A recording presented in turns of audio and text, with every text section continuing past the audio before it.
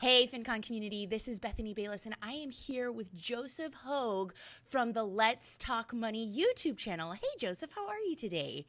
Hey, good to be here. Thanks for having me, I'm so Bethany. I'm so excited that you're here. We're this month focusing on video, and today we're going to talk about boosting your sponsorships and affiliates on YouTube. Is that right? Your income? Absolutely. Love to talk about it. Awesome. So I really appreciate your FinCon shirt, by the way. I did notice that you dressed up for the occasion. It's my work uniform. If you look in my office, in my closet, it's all FinCon swag, I all of it. I really think that this year maybe you should come up with like a FinCon bow tie because I know that's like your signature thing for your videos. That's that could be some merch right there. I'm still waiting for sponsors to start giving out flip-flops and shorts because that would complete my uniform. I could wear nothing but FinCon stuff. So if any brands are watching right now, we're just submitting requests ahead of time for flip flop shorts, and I'm personally asking for a bow tie. I don't know if if that's possible, but I'm really excited to talk about how you're able to boost your income with affiliates and sponsorships. But I feel like we need to start just a few steps ahead of that. Very first, YouTube is your choice of video. Why is that? Why did you choose YouTube with all the other video options out there? Well, yeah, honestly, I really didn't look at a lot of the other video platforms. I've had the YouTube channel since 2015, but really as just a way to do summary posts of or summary videos of my posts on the blogs, and then embed them into the blogs, just as a kind of as a secondary platform to host the videos. And never really got much out of the platform. And I started seeing some other FinConners getting huge traffic and huge views on YouTube as a platform in itself, as an asset in itself. People like Sarah Wilson, the Budget Girl, and Letitia have huge channels. So I thought I'd give it a try, and just really took off. Within 6 months, YouTube was the within the top five income sources for all of my blogs. Wow. So all four blogs. It was, I was making more money on that than I was on the blogs. So it really became a runaway asset. And I think YouTube specifically, just because, it's the second largest search platform in the world, and some great opportunity for not only leveraging it with your blogs and your other platforms, but just using it as an asset on its own. Definitely. And you said that you already had blogs, you already had websites, you had all of that. And it was kind of alongside of those the way that you started. And then was there a shift that happened where you chose to dedicate more time to YouTube, or you did conscious decisions to grow your channel? What were those for you? I did. Well, I actually, like I said, I had just used it as just a hosting, a video hosting service, basically, before December 25th, 2017. I decided to start posting, content and regular videos there and developing it as an asset. So working on Christmas there, and yeah, from then on out, I started with maybe one video a week, quickly went to two, and then now I'm at three videos a week that I post on the channel. And yeah, it didn't take long to see what an opportunity there is in that source. By no means is blogging dead, like a lot of people will have you believe, but video. I've always had trouble writing with my personality on the blog. I come from an equity analyst background, so it's all the facts, none of the emotion. So I've always had trouble, I felt, connecting with people on a personal level, like so many bloggers do, very well.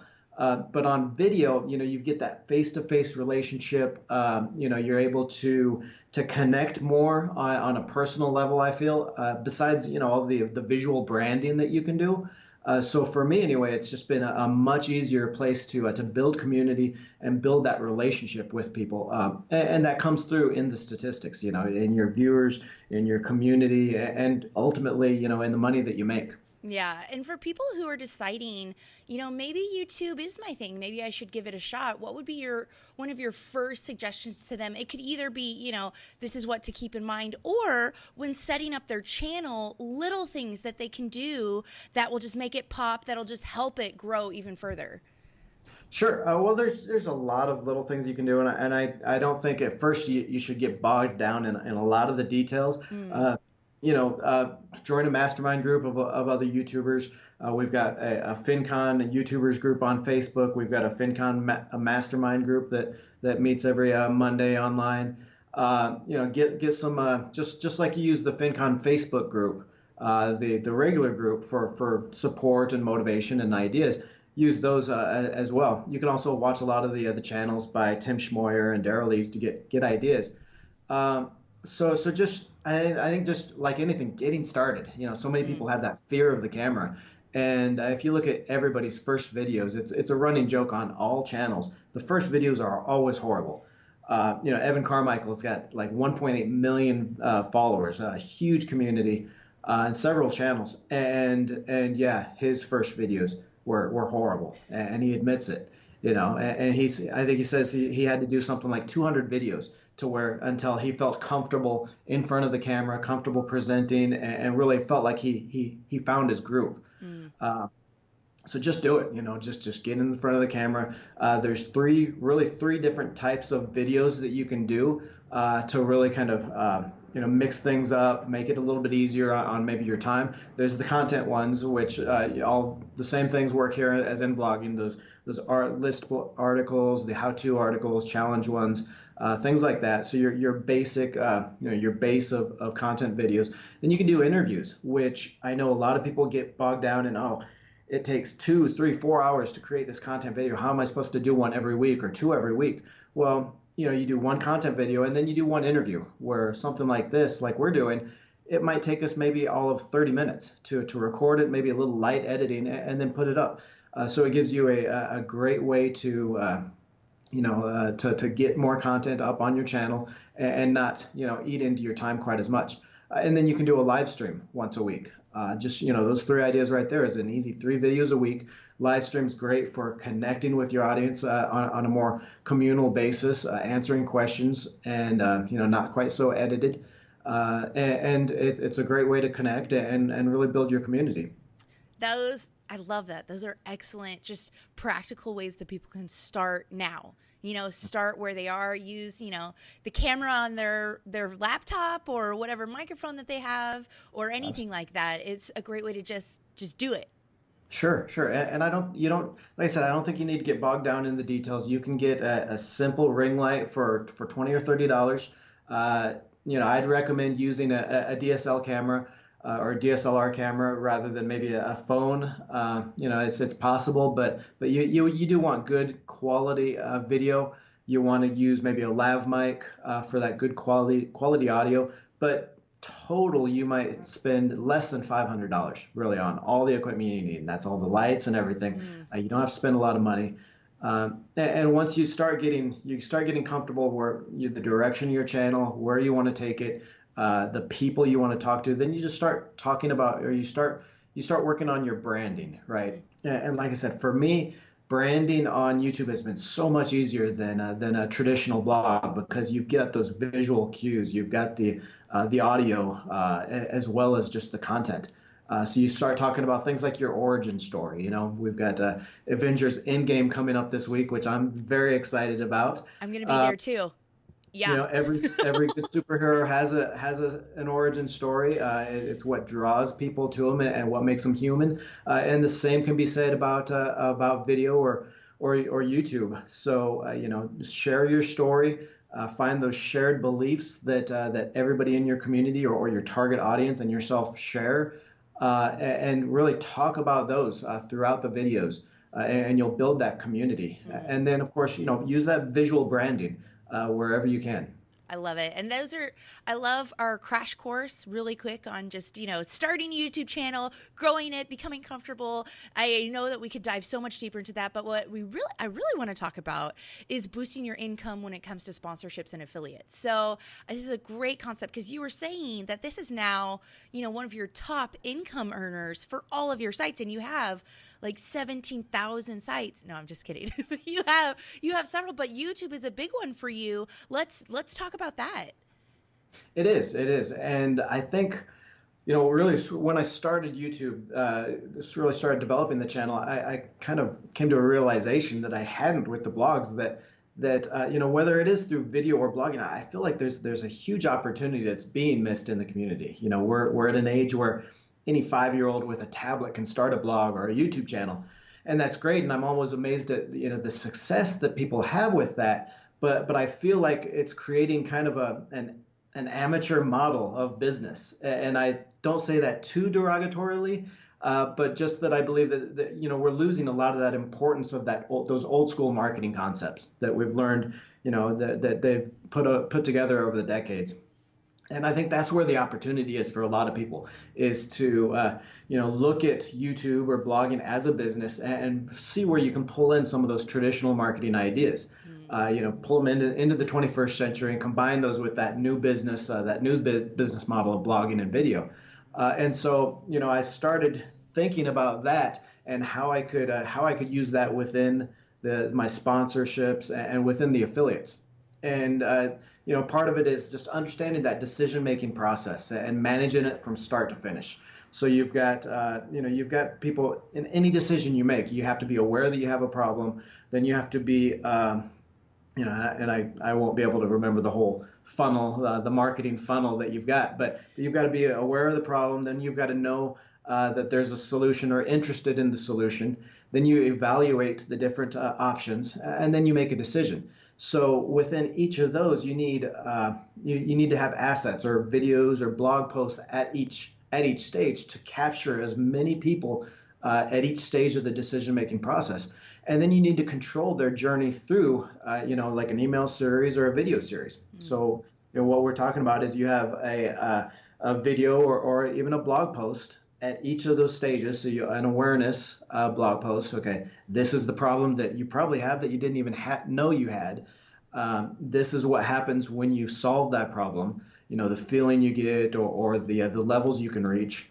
Then next you have the traditional comparison post where or video where you just compare some of the solutions, and then you pick one in another post, and within that you can have a lead magnet that puts people into an email series that highlights each post in the series, and you really controls their journey through that. So you're capturing people at each stage of the journey, no matter where they're at. And then taking them through the rest of it to the final decision on buying, and it's a great way to boost your affiliate income. I know a lot of people they'll get real excited about an affiliate. A lot of other bloggers are using it, making a lot of money. They'll drop the link in a few posts, and then crickets. They see no conversions, and it's because people just don't make that buy decision on one single post or one single link. You need another idea for marketing that I've brought in is to have those multiple touch points. You never see one commercial on TV about a product, a Budweiser commercial. You never see just one. You always see 30 or 40 in a 20-minute segment, right? Mm-hmm. That's because that old school of advertisers know that you have to build that awareness and that top of mind with customers.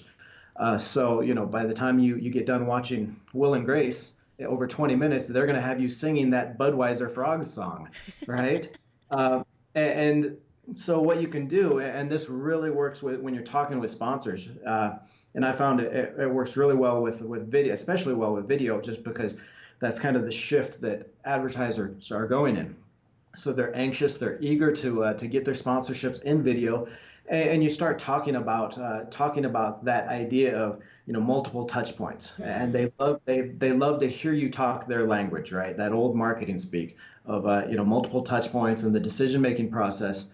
So I know a lot of people, when they look to sponsorships, they'll look to those one-off posts. Okay, so sponsor this post, I'll write it up, or this video. And what I found works best is combining those two ideas that we talked about, the decision-making process and then that multiple touch points.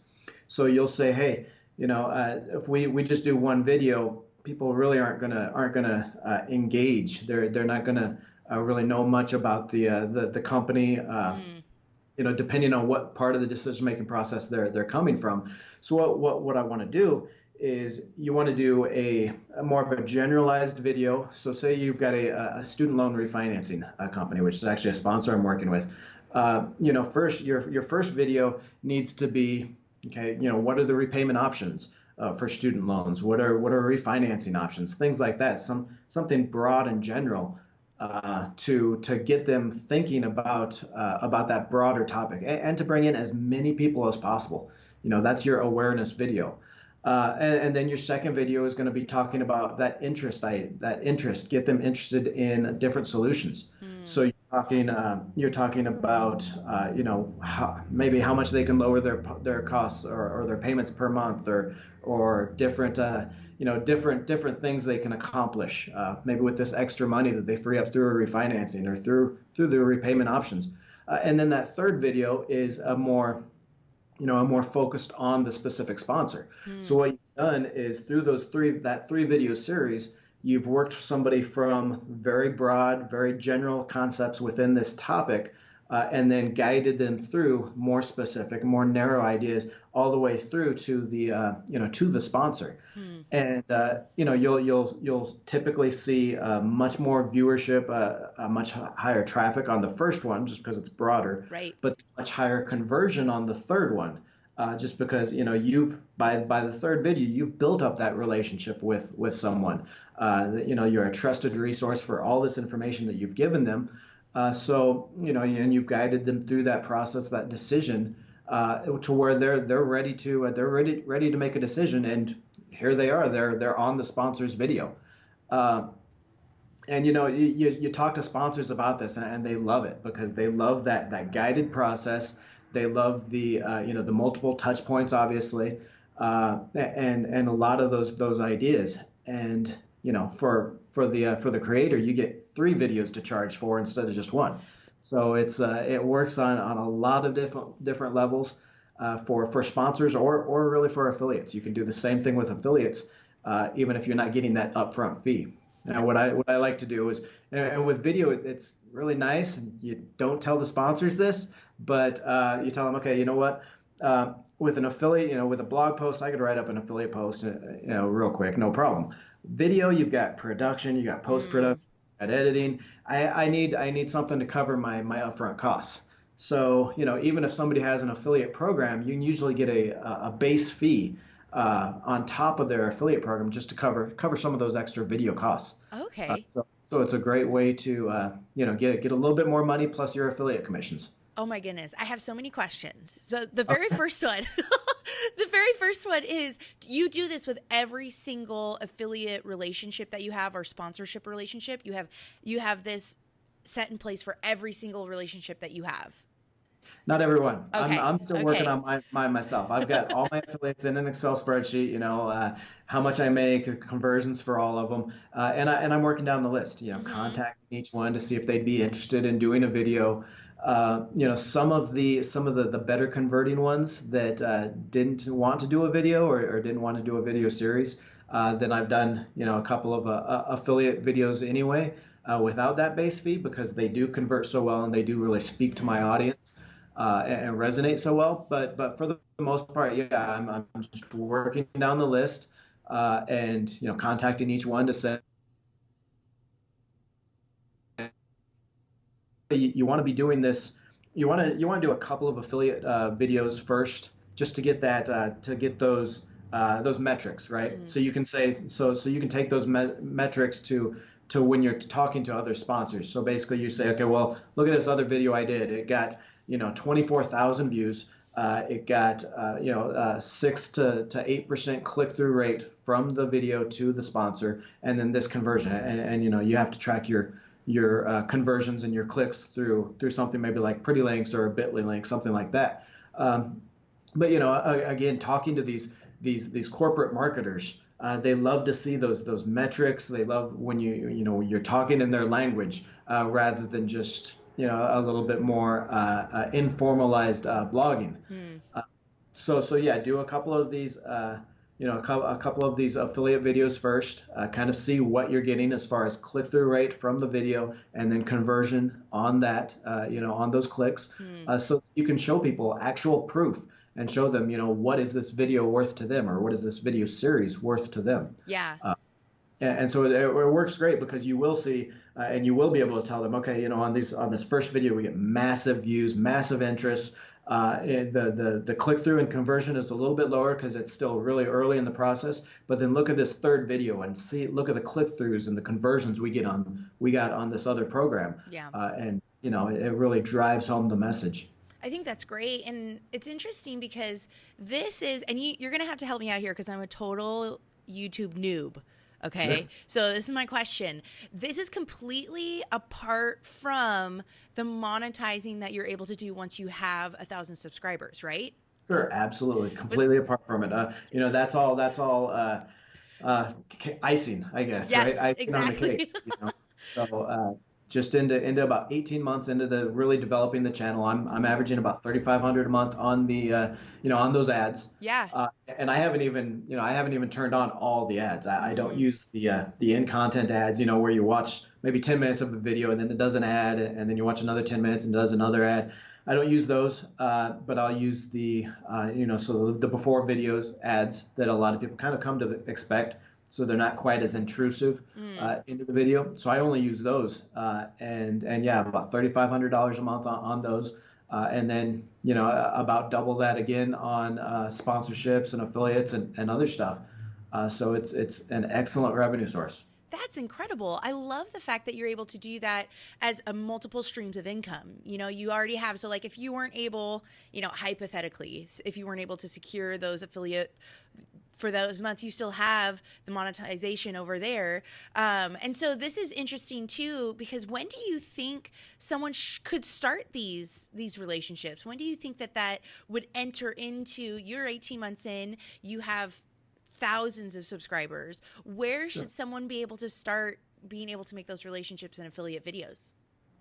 I'd say when you hit enter on your very first video, then maybe that's probably a good time. Right? Wow. Well, I'd say, right. So obviously, just like in blogging, it's going to take a while to get legitimate sponsors. Mm-hmm. But like I said, I think you really should start building in your affiliate message from video one. Obviously there you can have a couple of videos that are more community building, about yourself, about the community, that kind of thing. But with YouTube, it's frustrating and exhilarating all at once because you never know when a video is going to hit. I mean, I've got a video over 500,000 views. I've got several over 200,000, and then I've got some that I really loved putting together, and they went nowhere. So you really have to, just like blogging, you have to try to monetize as every post that you can, and in a non-obtrusive, spammy kind of way. Obviously, but you can fit in shout outs to affiliates and things, tools that you use, tools and resources that you use, just about in just about any subject. So talk about something, and it might not be the affiliate process or strategy that we talked about, but yeah, just talk about something real quick and drop a link in the comments or in the description box for your video. But then start thinking about using that affiliate process or that affiliate campaign where you do the 3 videos, do 2 or 3 videos at least. Have a lead magnet that you talk about within the videos. That's maybe a checklist of everything you're talking about, or an easy process, or whatever. Shoot that to a landing page. Have people sign up, and then have a two or three email series that goes out to them, talks about your experience. The affiliate shoots them back to the video, so you get really the cycle where people are watching the videos, they're looking at the emails that you send them, they're looking at this PDF checklist.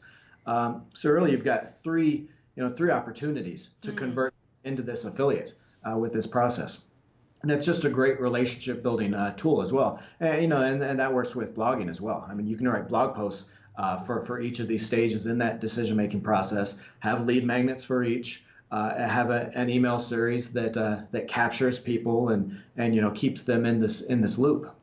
I think. But yeah, I mean, I would say yeah, from day one, start thinking even if you're not creating the videos yet, start thinking about how you're monetizing this because Mm, yeah, I mean, we all have passions for what we're talking about, but that money is a great motivator, yeah. you know. And I just see so many people get frustrated and disappointed that they're not making the money they thought, but they don't have a monetization strategy, you Mm. know.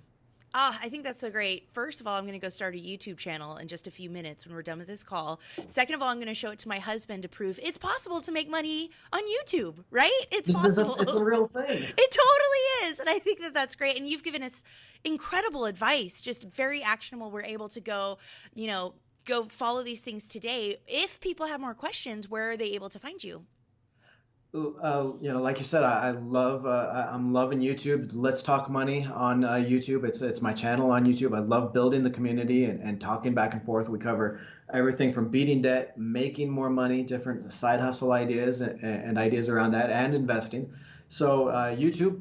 As far as the blogs, I think the most relevant here would be myworkfromhomemoney.com. It's the blog where I really share this journey of making money on the blogs, on the YouTube channel, and all those resources. So visit there and reach out there.